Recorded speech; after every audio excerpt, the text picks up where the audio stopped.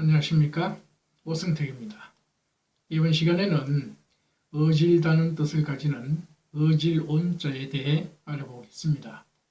이 어질온자는 혼자서는 사용되지 않지만 다른 한자들과 함께 공통 한자로서는 많이 사용되는 한자입니다. 이제 앞 강의들을 잘 들으신 분들은 이 어질다도 온자의 본래 의미는 아니겠구나 하고 바로 생각하셨을 것입니다. 맞습니다. 그러면 이 온자는 어떤 의미로 쓰일까요?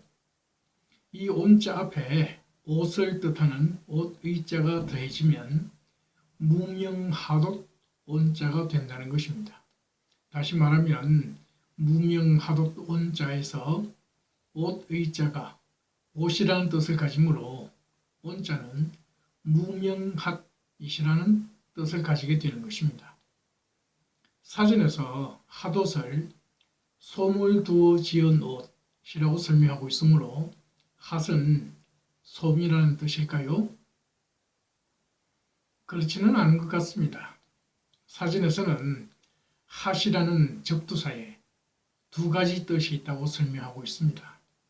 먼저 1. 옷, 이불 등의 말 앞에 써서 솜을 둔 것이라는 설명과 함께 핫바지, 한이불이라는 단어를 예시로 들고 있으므로 핫이라는 말은 솜이라는 뜻으로 생각할 수도 있겠습니다만은 사전의 두 번째 설명에서는 이 배우자가 있음을 나타내는 말이라는 설명과 함께 핫음이, 핫압이라는 예시 단어를 보면 핫이라는 말이 짝이 되는 무언가를 뜻하는 것이라고 이해하는 것이 올바르겠습니다. 그러므로 핫옷의 솜을 두어 지은 옷이라는 설명에서도 핫은 솜이 아니라 그 솜을 싸는 짝이 되는 옷인 무명천을 의미하는 것입니다.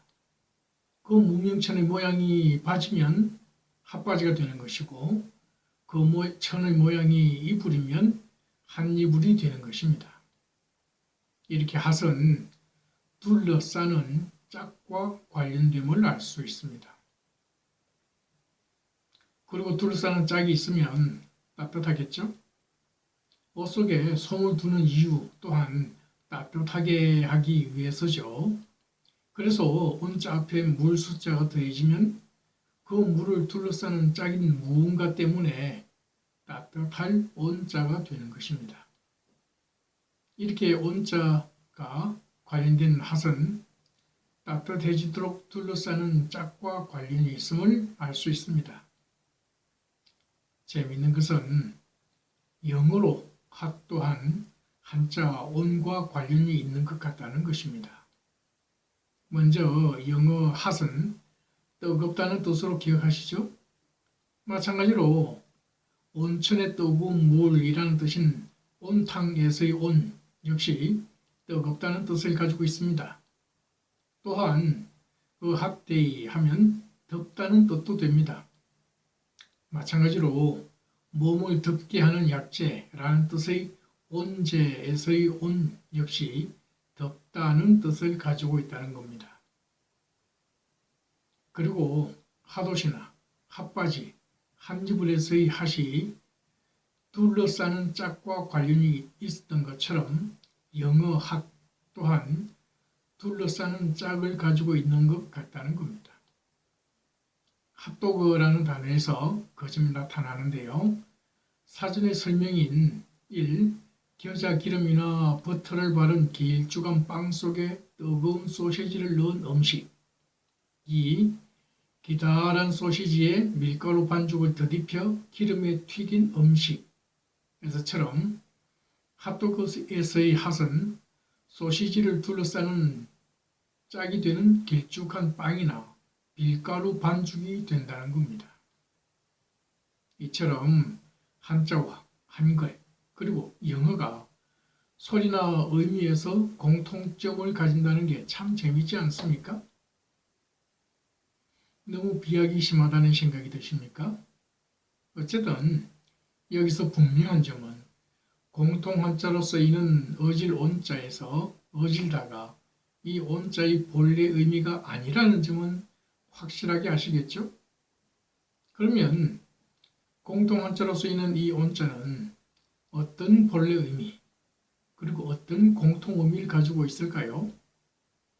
그리고 이 온자는 우리에게 들려주고 싶은 어떤 이야기를 가지고 있을까요?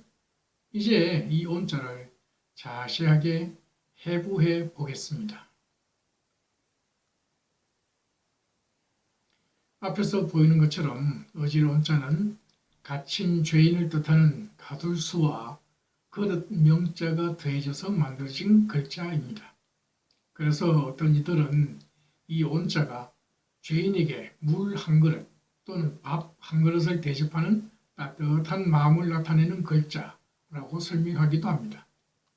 하지만 죄인에게 다가가는 것은 그것이 물이나 밥을 대접하기 위한 것이라 할지라도 따뜻함보다는 용기와 관련된 것이 아닐까요? 뿐만 아니라 옛 글자인 갑골 문자에서는 그릇 위에 죄인을 의미하는 가둘 숫자가 그냥 사람 인자로 나타나므로 이 글자가 처음 만들어질 당시에는 죄인이라는 의미로 만들어진 글자도 아닌 것 같습니다. 그러면 어질 온자에 왜 죄인이라는 글자가 들어가 있을까요? 앞에서 이 어질 온자에 해당하는 한글 핫이 따뜻하게 하기 위한 둘러싸는 짝과 관련이 있다고 말씀드렸죠. 그리고 핫옷에서 핫은 솜의 짝, 즉 솜을 둘러싸는 무명천이라고 말씀드렸습니다. 이 설명을 어질 온자에도 그대로 적용하여요. 아래쪽 그릇 명자를 그릇이나 소처로 보면 위의 가둘 숫자는 따뜻하게 하기 위해서 그릇이나 소처를 둘러싸는 짝, 즉 덮는 뚜껑이 될 것입니다. 그러면 소뚜껑을 가둘 숫자로 표현한 것은 무엇 때문일까요? 뚜껑이 속에 있는 음식물을 가두기 때문일 것입니다. 뚜껑으로 음식물을 가두는 이유는 아시겠죠?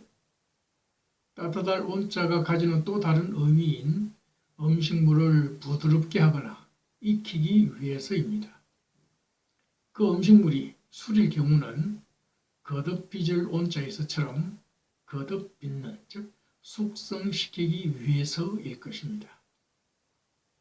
다시 말해서 뚜껑을 가둘 숫자로 표현한 것은 죄인이 뉘우쳐서 온순하게 되는 것처럼 음식물을 부드럽게 익히기 위해서 뚜껑을 덮고 뜸을 들여 졸이는 모양 또는 졸아들게 하는 모양을 나타내기 위해서일 것입니다.